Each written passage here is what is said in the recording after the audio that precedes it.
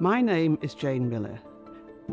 My research is focused on the design, implementation and impact of social policy in the areas of social security, family and employment, looking in particular at gender inequalities and changing family patterns. My doctoral thesis, which was funded by the ESRC, examined the living standards of lone parents using data collected by the then Department of Health and Social Security.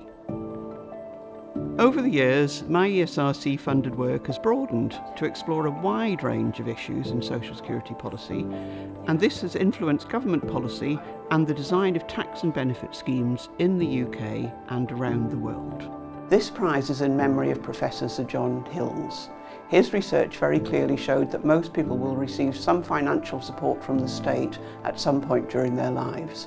In fact, social security benefits affect the living standards and incomes of millions of people. That's why it is so important. Before I started my master's degree, I spent some time unemployed and claiming benefits myself. This got me thinking about social security and how the system might be improved. I later worked in the research unit at the Department for Health and Social Security. That helped me to understand the role of research in the policy process. My work on lone parenthood has examined the challenges facing these families where there's one parent, usually the mother, bringing up children alone. I explored this by looking at several aspects of the family welfare system, including benefits and employment.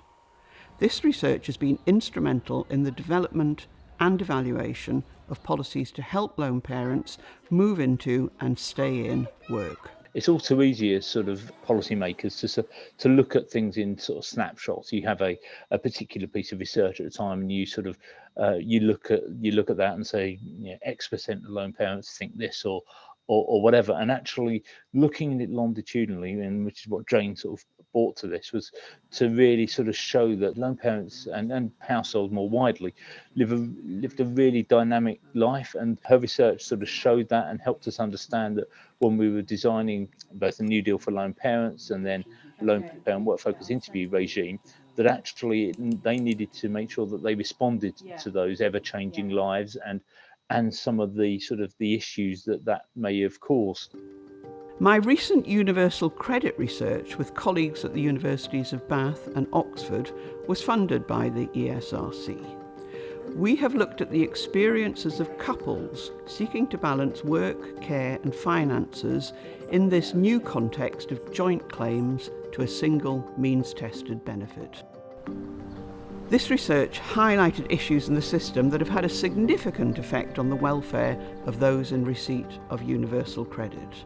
These have included problems of fluctuating earnings, of debt recovery, the structure of childcare support, the single monthly payment, and the 5-week wait for the first payment. Jane has made an enormous contribution to the policy world. Her research on lone parents, on social welfare payments, on universal credit, all of this has gone on to influence how policymakers evaluate and design these programs.